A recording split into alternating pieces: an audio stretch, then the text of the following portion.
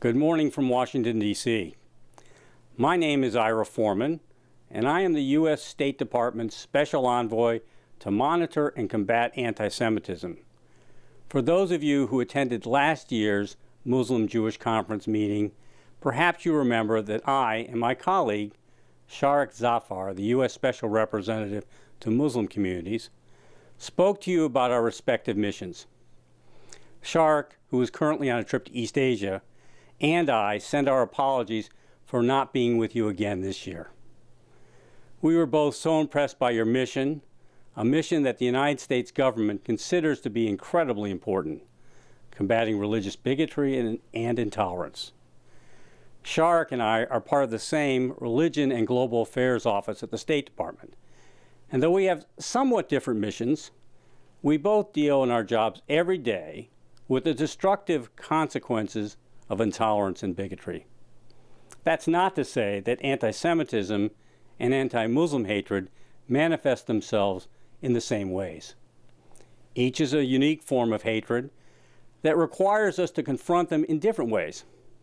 But these forms of bigotry have some important commonalities, perhaps the most important. Anti-Semitism is not a Jewish problem. It is a human rights problem that threatens not just Jewish communities, but democracy and pluralism. Jews can't confront and fight anti-Semitism alone. Anti-Muslim hatred is not a Muslim problem. It is a human rights problem that threatens not just Muslim communities, but democracy and pluralism. Muslims can't confront and fight anti-Muslim hatred alone.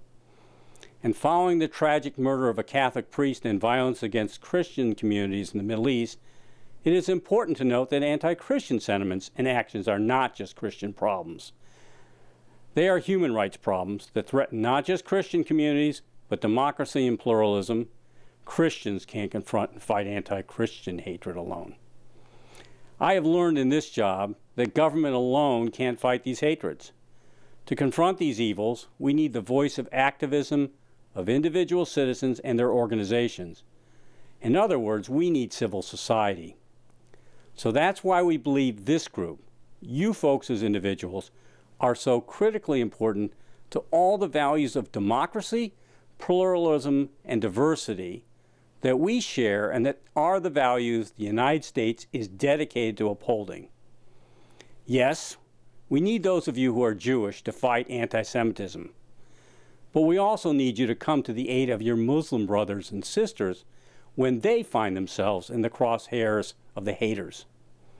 Yes, we need those of you who are Muslims to fight anti-Muslim hatred, but we also need you to come to the aid of your Jewish brothers and sisters when they find themselves in the crosshairs of the haters. We don't have any illusions that we together will ever totally eradicate these forms of bigotry and hatred. But every generation is tasked with carrying on this fight. I in my generation and you in yours. We all owe it to our children and our children's children. Blessings to you and this organization's mission.